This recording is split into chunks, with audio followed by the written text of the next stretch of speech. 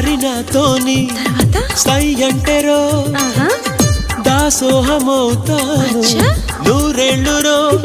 ఇక తన కాళ్ళకే పసుపవుతాను రో ఇదిగో ఇలాగో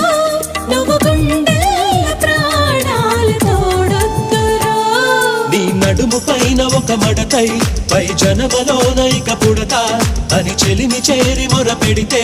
తెగ కులుకులొలికి ఆశిలక మీసాలు గుచ్చాకుండా ఒసె మామ ముద్దాడలే నేను